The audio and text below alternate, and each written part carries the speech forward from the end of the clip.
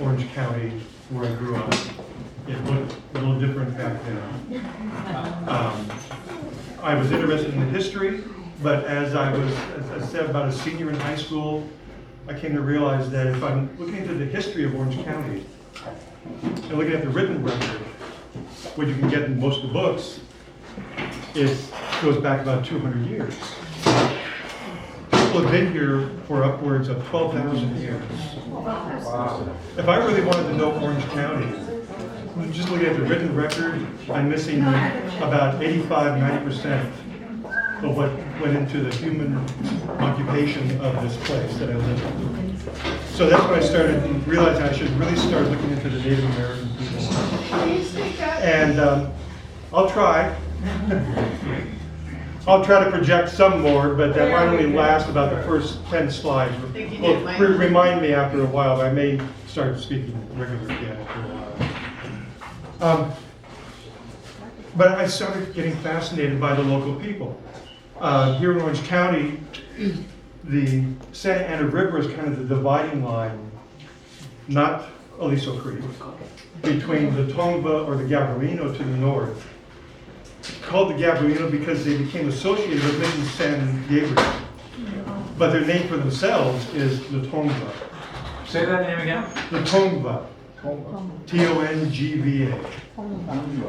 And then there's the Ahachimo, the Waneno people who I concentrated on. There's still a large population of the Waneno or Ahachimo people in San Juan Capistrano. They never left. They're still here. And as a matter of fact, after a tremendous decrease in population as a result of Europeans coming into California, their numbers have actually increased again to the point where they're about the same population as they were when the Spanish and then later the Americans arrived. The thing is that 3,500 people in Orange County today, you still don't notice them very much. They're just a drop in the bucket in terms of walking down the street. But there's a pretty good chance walking down the street you're going to be passing a Waneno here in coastal Orange County. Now, my interest, as I said, I went to Cal State Long Beach, got my degree in anthropology there. My main interest is cultural anthropology, ethnography, which is the study of current day people. Archaeology is mostly what I do because there's not much call for ethnography in Orange County. Archaeology is the study of past civilizations, what is in the ground that people have left behind. I was actually lucky enough back about, it's over 10 years now, working on a site down in San Clemente. You've heard of the Talaga development of Pico? Well, at the base of the hills there's a deposit, a fire pit, and an overturned matadi, grinding stone, that is the oldest dated material in Orange County, 9,000 years old. Wow. But we know in other areas of Southern California, like the Channel Islands, the deposits go back earlier than that. And just by knowing when people would have had to migrate from Asia to get here, we know that at least by 12,000 years, people were over here. Now, I've been running into Herb for the past almost 2 years now in different events. And some of them I've given talks to other organizations here in Laguna Canyon, the Nick Center for one of them. And, what could be of interest? Well, Native American people, but he belongs to this group, which, by the way, I thought was going to be about 5 or 6 old retired architects showing up, and it'd be a much easier crowd. But, another difference that I wasn't expecting, yes, I've been talking in Costa Mesa or Garden Grove. There's sometimes coffee and some cookies. This is Laguna.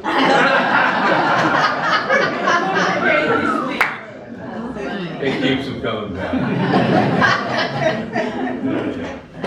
But in architectural group, everyone builds. Everyone has a home. Everyone has structures that they need to work their daily lives, to maintain their society. So these are not named architects like you were hearing about the coming talks. This is everyday architecture. This is everyday construction. This is the type of building that for the most part, everybody in their society could do. They didn't have specialists in terms of construction and design. What they had was a culture that had gone back for thousands of years, where through trial and error, they learned the best way, the best thing, the best items to use to build with, given the environment that they were in and the type of society that they had. Next. So,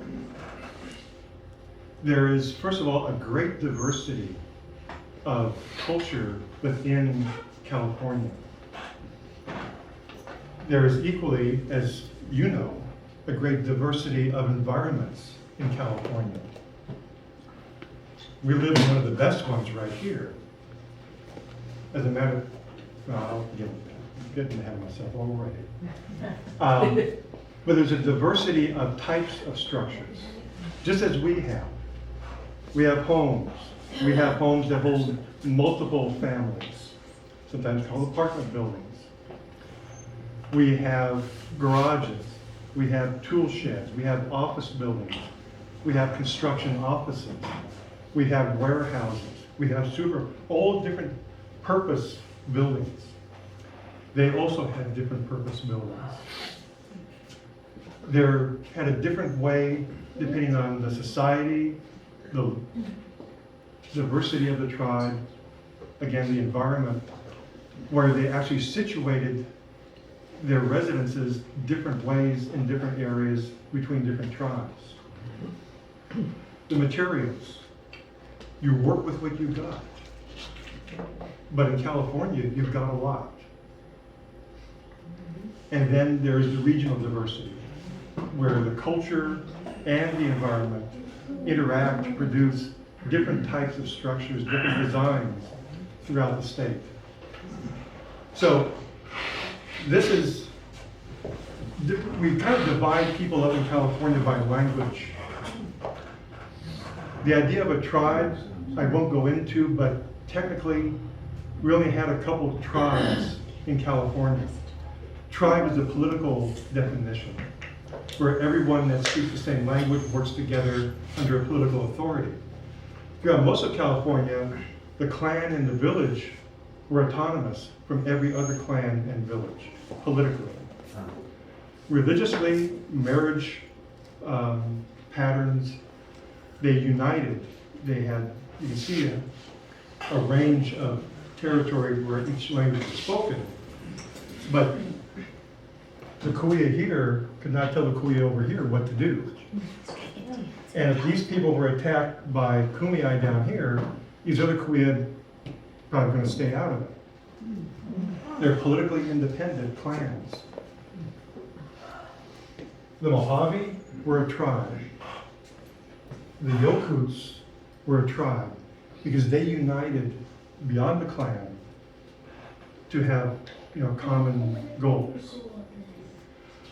But this shows all the diverse languages. There's actually more than this. Math just gets too complicated. California had up to 80 to 100 different dialects. 200? These are different languages that were mutually unintelligible to one another. Those different colors are different language families. A language family is completely unrelated to another one. The Teapot down here and the Chumash over here, it was like Chinese and Hindu. Wow. The Kuya and the Luiseno and the Hachimum here are related. It's like French, Spanish, and Italian. Can you do sign language? Not so much. No. It really was not, that's more a Great Plains. And here, we have the Juaneño and the Luiseño.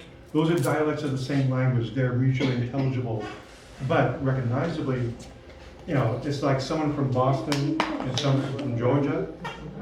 It's English, but it's not my English. But they can understand each other. That's a dialect. So each of these is a different culture, a different religion. Because of the language, they had a different way of thinking. You ask, well, what did the California Indians do? What did they eat? There's no way to answer that. What did a Luiseño eat? What did a Concow hunt? What was the religion of the Chumash? Because they are separate, independent nations, just like the nations of Europe. So there's that diversity, which, the diversity among ourselves, there are different architectural styles that grow up within a society over time. Next. Before you move on from that, can I ask you a question? One of the rumors I've always heard is that when the tribes were brought together by the Spanish and so forth, And missions and such. or what we did on reservations. and everything, that Aliso Creek was the dividing line between the two tribes. Yeah. And then therefore there were different languages between on one side of Aliso Creek versus the other side. Mm-hmm. You ever heard of that or? Oh, yes, no, that's the dogma. That's the party, the When you old go party across line of Aliso Creek anthropology. right now, just go, there was one tribe over here, there's another tribe over here, and then they couldn't even do signals to each other. Right, and it's completely wrong. I don't think so. Well, let me describe that a little bit. It was stated, it was said that by one person among the Gabrielino, that was the dividing between the Gabrielino and the Juaneño. The anthropologists working turn of the last century gathered that information.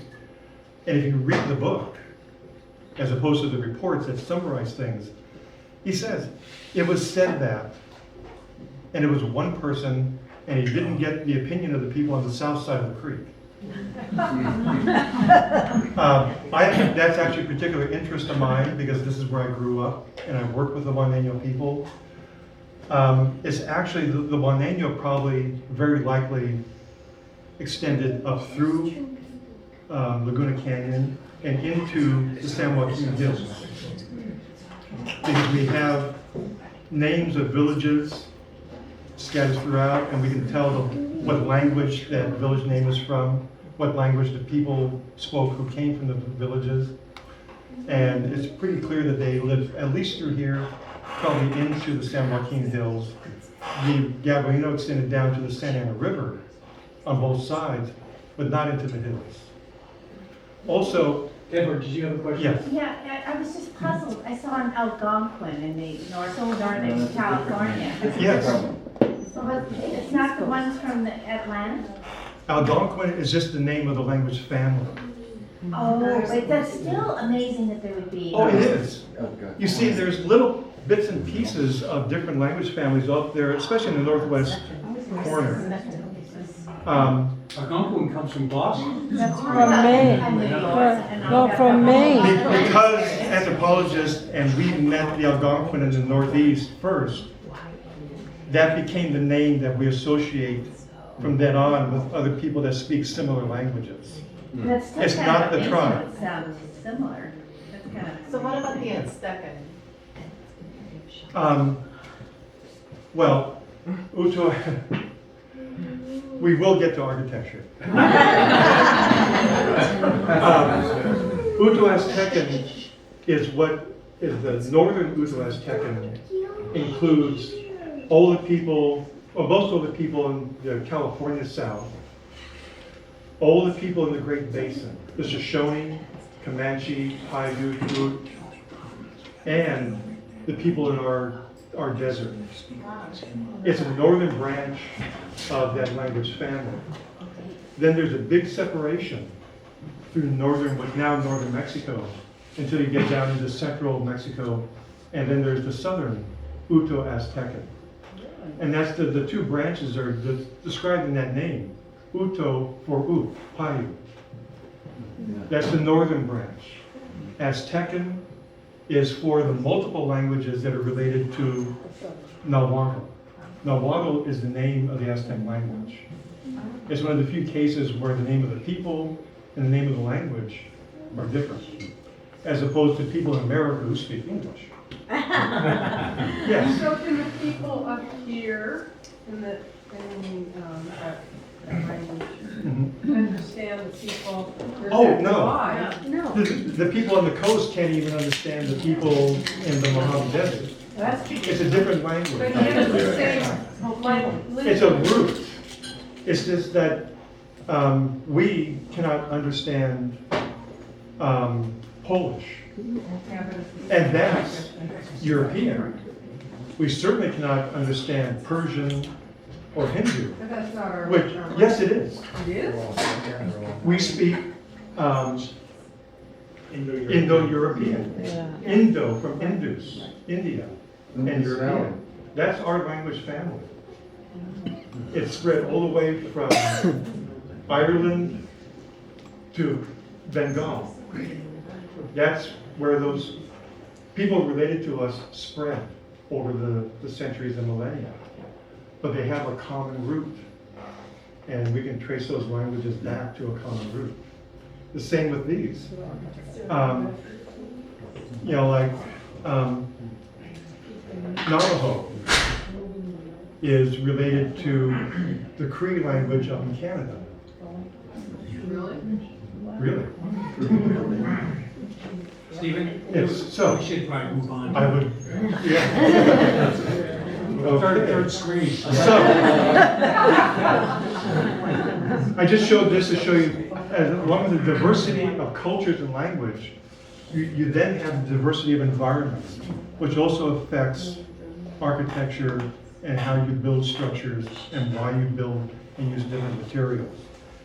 Desert, coast, Central Valley, high mountains, the Cascades, the temperature variation just from north to south, much less the elevation. Next. So, the types of structures. People's homes. But they have, depending on the culture, homes for nuclear families, the individual, mother, father, children, and different tribes had homes for extended families, entire lineages. You also have the sweat lodge, which was extremely important. Every community had that. You had the ceremony, the religion. Some of them were open enclosures, others were semi-subterranean and roofed. You have ramadas, which is where most of the daily work took place. And then you have granaries. Next. Can I ask a question? No. Across all the different languages and all the different cultures, they all had sweat lodges? Yes, Interesting. just as we all have medical clinics. Just menus, right? We'll get into that.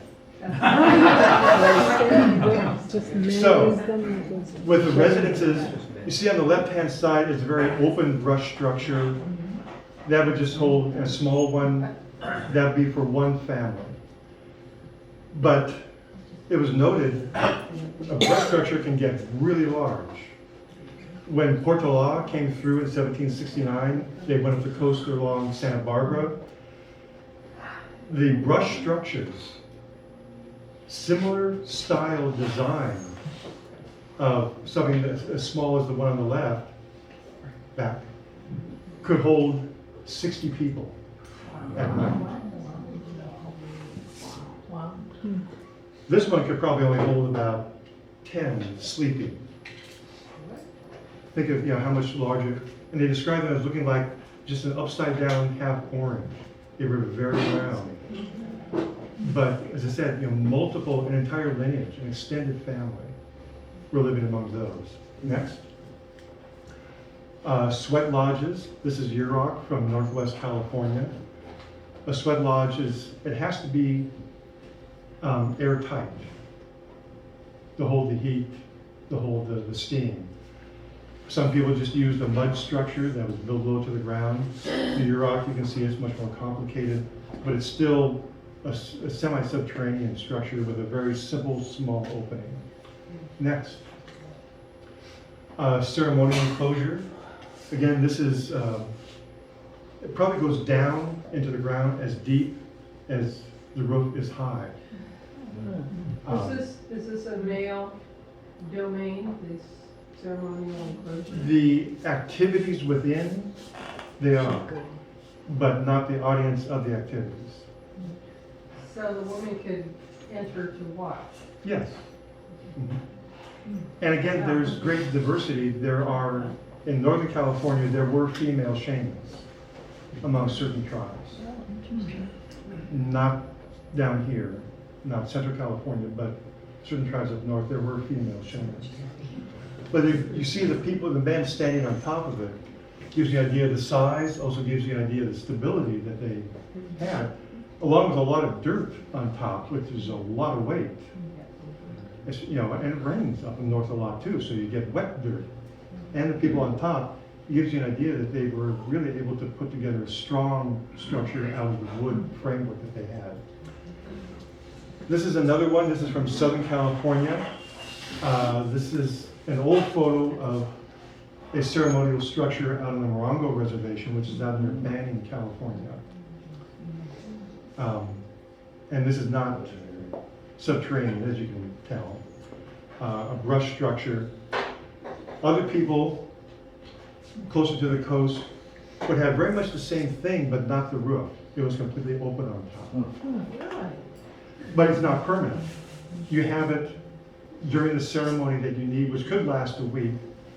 When that ceremony is over, you dismantle it.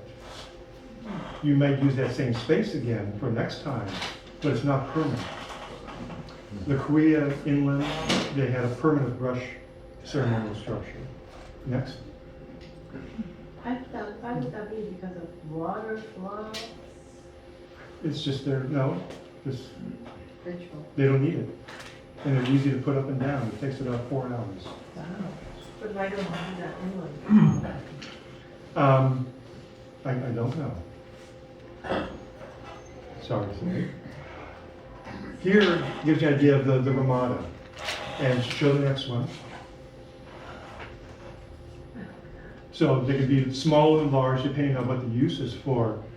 But here, you can start to get the idea that this is where most of the activity around the village, around the settlement took place.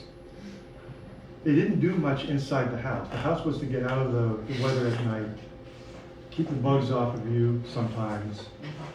Most activity was outdoors. Most activity that when you're going to be in the village doing something, you just want shade.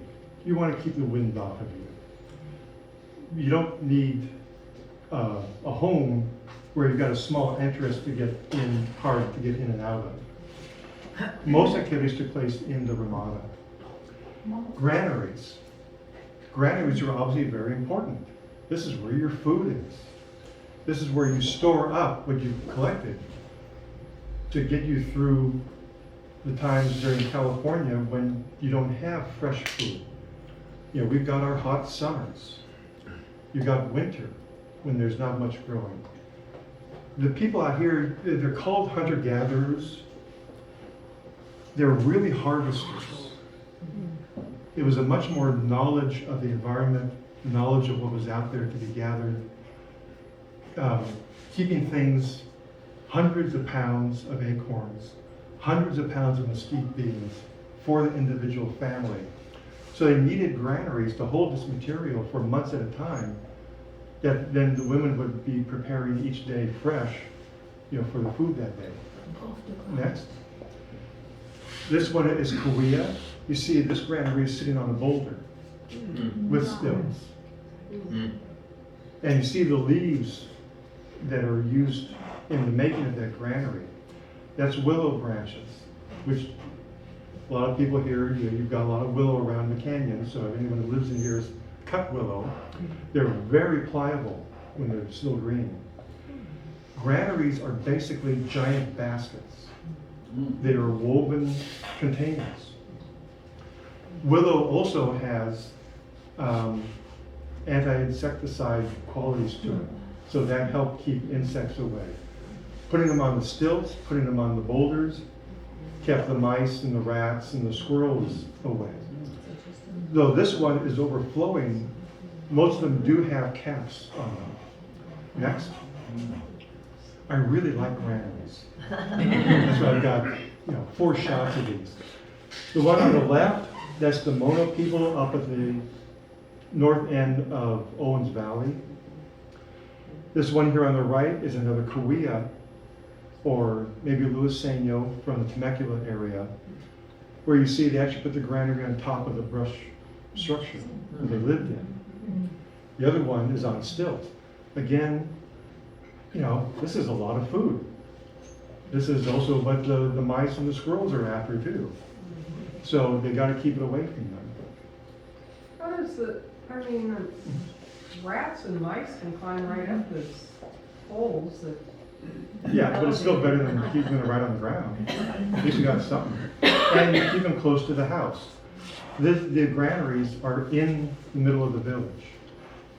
Each family has a granary associated with their residential house. So, people are around all the time. Even, the men, the women may be going away to gather food, hunt food, but you still got grandmother and grandfather and the kids hanging around the house. So it's So- attack time at night when everyone's sleeping? Well, I have to watch out for that.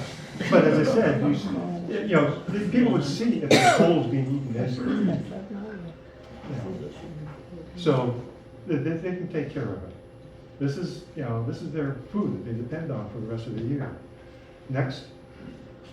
So village and residential organization.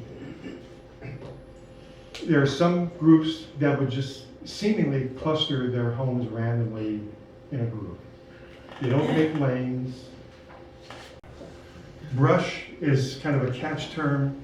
It's just for a very simple structure, usually with willow branches on the inside to give the framework. And then brush or tules attached to that framework on the outside. Next. Here you get an idea of how these were put together. This, of course, is regular twine. It's very similar to the rope twine that was made by the local people out of a number of different types of plants. Gives you an idea of how those willow branches were put together. Again, you get them green, but you can still bend them. Next. Here it shows how over that framework, along the coast, mainly they used cattail. So you take that and you bend it over that frame, and then starting at the bottom and working up, so that when it rains, it flows out, just like shingles layered on top of each other, with usually a little bit of an opening at the very top. So there's the material. Next. And then, So is what they call tule cattail? well, what I'm calling tule. Totally willing. The colleagues, my biology colleagues would say, no, it's this species and that species. Yeah, it's tules, cattail. What grows in the marshes, what grows in the wetlands. So really cattail and related things that Yeah. have big broad leaves? Okay. And inland, in the desert, you more use more like brush, and find ways of attaching that brush to the framework that you put up. Bark was used a lot, especially in the Sierra Nevadas. Also the Cascades. They would just get a anvil, a maul, wedge, and work that bark off the trees. And this is extensively used. Better made structures, larger, more watertight for homes, more loosely made ones for storage areas. Next. And then actual lumber. People, especially in the Northwest, they had redwood and they had cedar. Both are very good, both available. The redwood is a little easier to work. It splits nicer when you use a wedge and a maul.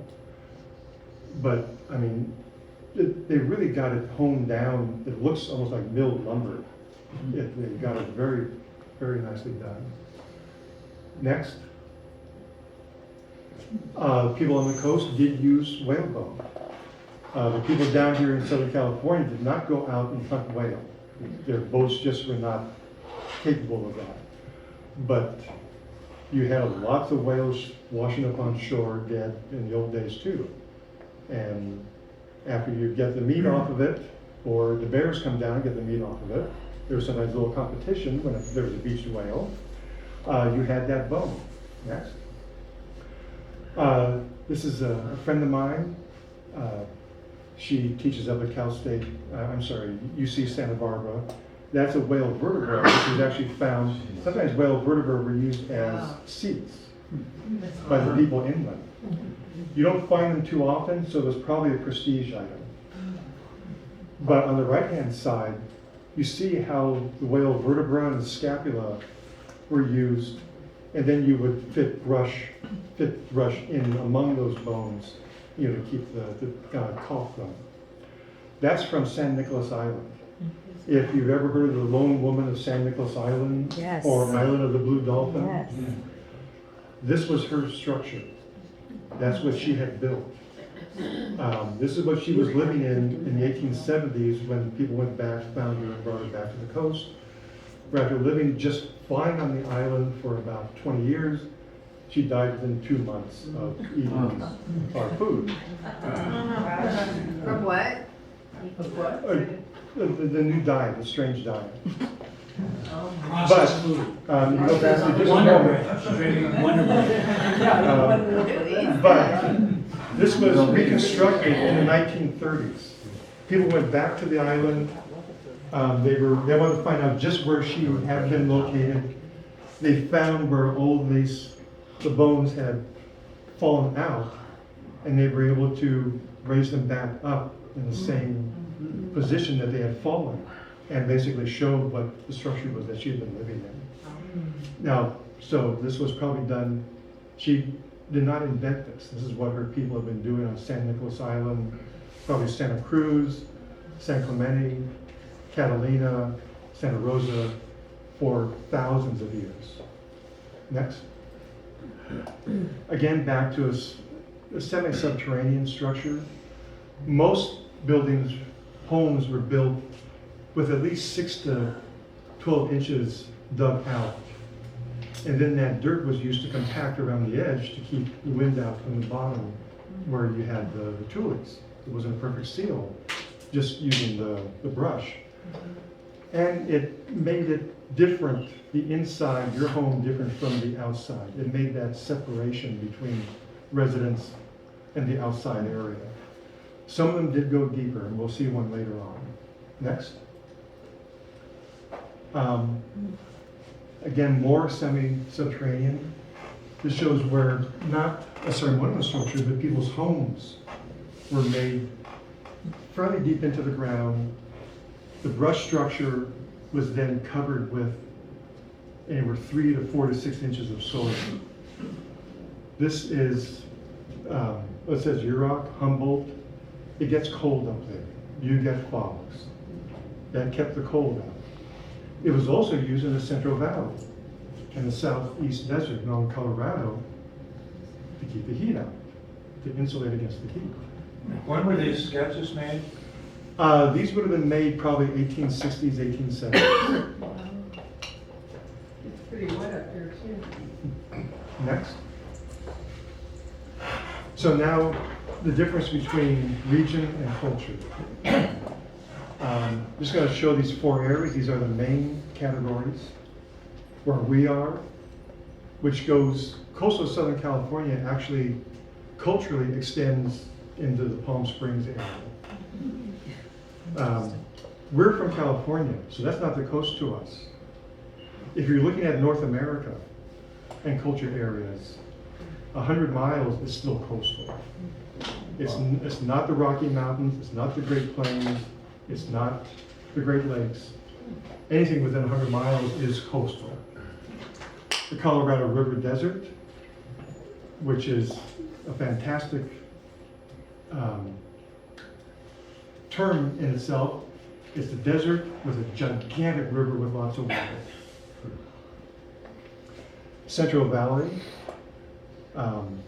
low, extremely rich diversity in terms of plant life. Agriculture of breadbasket, lots of water. It also has very warm summers, but it gets really humid. Northern coast and the mountains, that's the Cascades, the Klamath Mountains, but also the coast there. Very similar environment except for elevation, but it's also, around Santa Barbara is when things start getting colder and go north. And even the people on the coastal, as opposed to the inland areas, those rivers, the Klamath River, Ross, Russian River, far inland and on the coast, they depend on the salmon.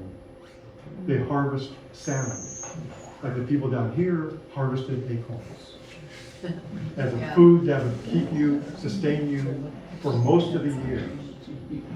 They had ways of preserving it. Next. So, back to the brush structure. That's what we had here in Southern California. Obviously that, the young woman there, she's actually a friend of mine. She makes baskets, which are fantastic. You will find her at powwows and events down in San Diego. She's actually from Baja California, but she lives in Alpine now. But the people there still know how to make these brush structures. They obviously don't live in them, but they know how to make them. And that gives you an idea of the basic one. On the left, that painting, that is a very small detail. Let's say this is the whole painting itself. That is a detail about this big in it. It's actually a painting of Mission San Gabriel back in the 1830s. And that painting is in the Laguna Art Museum. But in the forefront, there is a painting of one of the structures that the Gabrielino people lived in. Now, I've always had problems. I've always thought that the person got this wrong because it's so high. It's not round. It's not orange shaped. It's not like the one that Ava is standing in front of. But there are multiple drawings of structures very high dome like that. So we think they did exist. It may not have been, not everyone made them, but they did exist. What would be the purpose? Well, actually, she had her hand up first. The Gabrielino, would that be a Spanish name, or is Yes. that the original name? No, that's the people associated with Mission San Gabriel. Yeah. Their term for themselves today is the Tonga. Yes. What would be the purpose of having that extremely high dome? If people wanted to live in there most of the time, and you cook, you don't want a low dome structure because of the smoke. Even when it's escaping, it's still going to get filled up with smoke a lot. I suspect some of those are for insulation and smoke. Now, nonetheless, these would be burned down about every 4 to 5 years and you build a new one. There is a village site down in the middle of Camp Pendleton. You know Las Pulgas Road when you're going from San Clemente to Oceanside. You know what Las Pulgas is in Spanish? From Spanish? Yes. The Spanish, there was a village halfway up that creek called Mocoacho. The Indians named it the Fleas.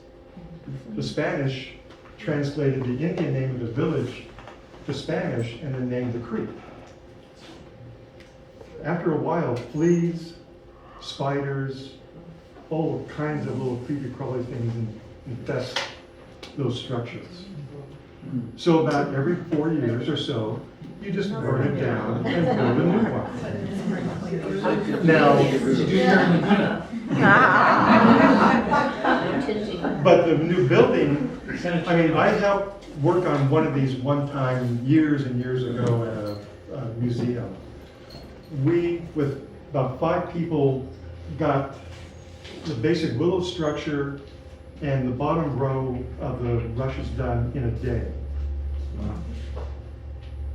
You know, probably the woman of the house and her younger sister and the kids got one of these done in 4 hours, complete, done. You do them all the time. You're always working with that type of material. You know, as long as you got it all collected, you know, you just put it up real fast, it's not a problem. Another aspect about this, which is why the Indians didn't think that the Spanish or any of the Europeans were very clean, is whenever someone died, you burn that structure and you build a new one for the family. They also took baths regularly in the river, in the sweat lodges, which the Spanish priests put an end to because they saw a religious aspect of the sweat lodge. Bathing was not a big deal in Europe at that time. So the Indians had a hard time adjusting to these new controls that were actually contributed to the spread of disease at the missions and other places. One was how they handled their housing structures. Next. This just gives you an idea. Again, you see the high domed structures there. Chumash land, Santa Barbara, Ventura, San Luis Obispo counties. Next.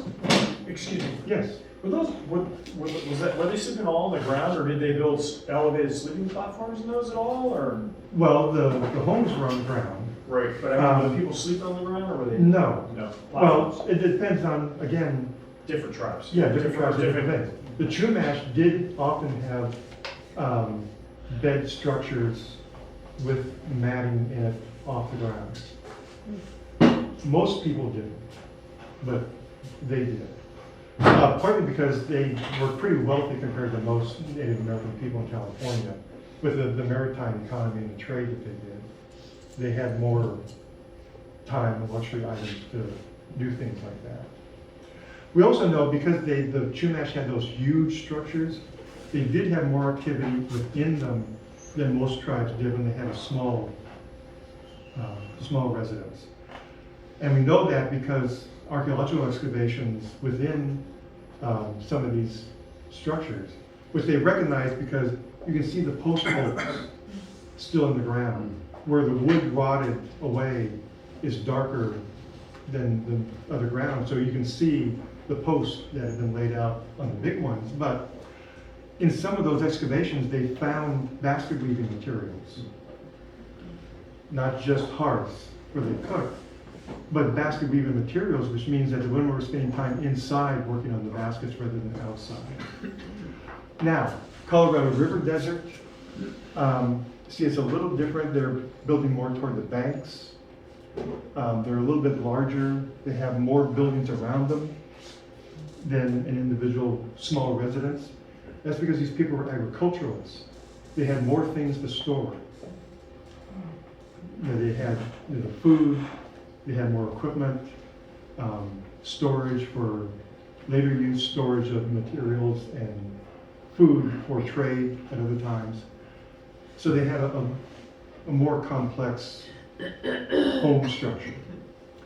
Next. Also though, I mean, this is a drawing. Unfortunately, there's no photographs of these, but this is again a Yuma structure. You see it's kind of built into the hill. That small hill is probably a sand dune, and they put more of the dirt on top of their structure. Also, you see the big shade structure in front of the entrance to the house. Again, it's an adaptation to the heat of that area. Next. Yoku, Central Valley. This is kind of unique. Only one person captured an image of it and a drawing of it. Later on, 20 years later, this type of village was gone. That is actually an entire village. Each of those is an individual family home. And they built a huge shade structure across the front of all those individual homes. Apartments. That's probably 50 feet. Condominiums. you know, 50 feet wide or so. Airbnb. I'm, especially for an architectural group, I wish I could have gotten more plans.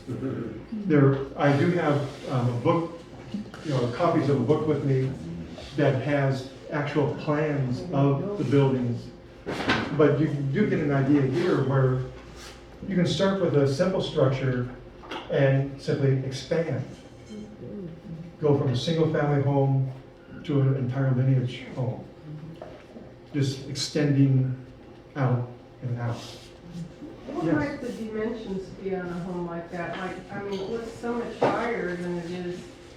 It is, I mean, Why? that's not a scaled drawing. That's, you know, a traveler, you know, someone who was probably a journalist or a diarist coming through.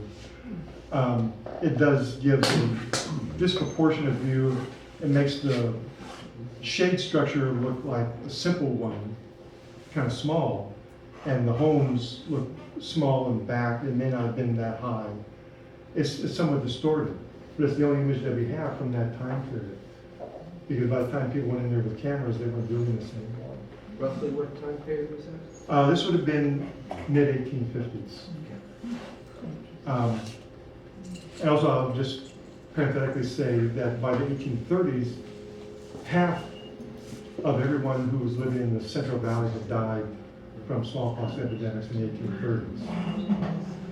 Then when the Americans came in, we took care of about who was left.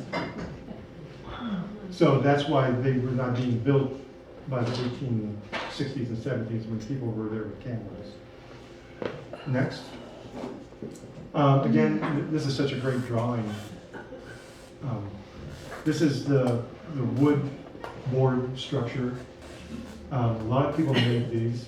These are semi-subterranean. They probably dug down about 6 feet into the ground, put up posts, filled those up to 4 feet, and so you have like a shelf around the inside of the house, and then build up the rest of this above that. A lot of them preferred semi-round or completely round openings. That's about as big as a person can get through. Which they didn't really have doors, they didn't have hinges. So they had to keep it as small as possible to keep it insulated during the cold and the rain. So they kept those openings small. This is, by the way, that's a person, to give you some scale. Stone Age culture? Yeah, no one in the Americas worked metal. But considering what they were able to do, and including, you know, the Aztec and the Incas, they didn't have metal either. But you may have seen some of the fantastical ways that they could fit gigantic blocks of stone together. They did quite well without it. They knew the materials. They've been working with that same material for thousands of years. They knew how to, you know, what stones to use to break up other stones, how to make wedges to make the planks, how to then finish the planks down. As I said, it's like milled wood with, you know, fantastic material. These, you also see a little bit here in front where they had a stone entryway. Helped probably keep them from trapping mud inside. Raised a little bit so water doesn't get in. Next.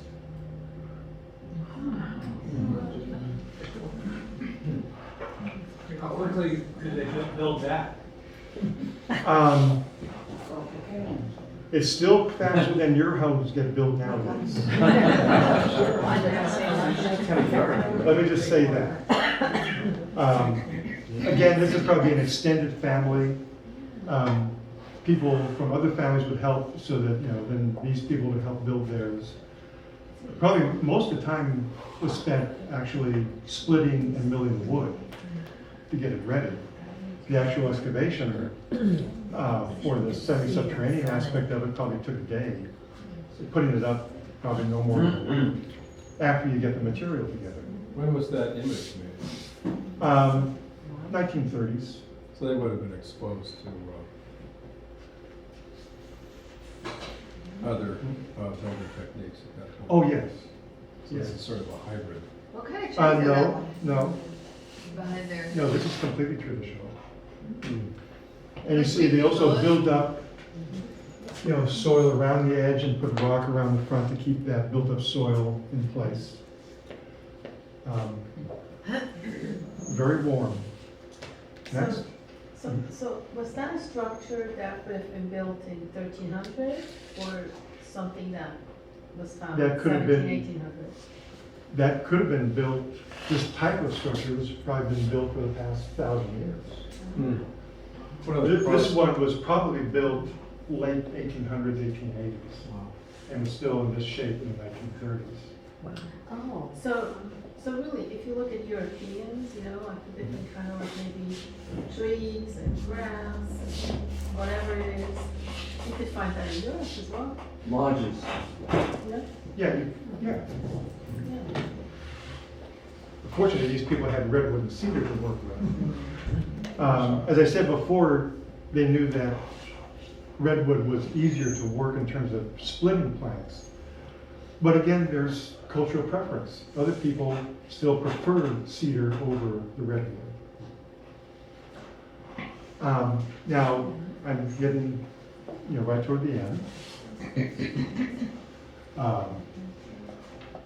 There were adaptations, the Spanish missionaries and the colonial towns started to develop 1770s. The first structures that even built at the missions were very much like what the Indians had always been building. It was, they had to use what was here. They weren't bringing materials up from Mexico, much less Spain. They were building brush structures. Sometimes they would use the branches all the way around, but usually they would interlock with some of the brush and then use mud, to plaster the outside. So the Indians were able to help them with that because this is what they knew already. And those wattle and daub structures probably was at the mission buildings for the first 10 to 15 years before they started using a building, much less stone. All these stone churches that you see that are left, like the ruins down there at Capistrano, and the big beautiful churches, those were not built until 1810s. That took a lot of resources. That took a lot of money. It took people who didn't need to be growing food anymore. They had to have a surplus of food. So missions had to make do with adobe, brush roofs with tar on them for the first 20, 30 years. So what you're seeing is a much later expression of the mission architecture. But the Indians but there were 2 priests at each mission. There were anywhere from 6 to 10 soldiers. And the soldiers, for the most part, did not like doing manual labor. They were soldiers. They were the king's men. They didn't want to be out there, doing manual labor, unless they were getting extra paid from the mission. If they got a little extra stipend, they would help out. At the missions, at their height, a mission population was anywhere from 1,500 to 2,100 people. There were 2 priests. Guess who was building the mission? The Native American, Indian. All those gigantic, huge stone structures that you see, the painting that was on the inside, the plastering, it was the Native American people who was doing that. They learned Spanish techniques. A lot of that was actually not European, it was Moorish.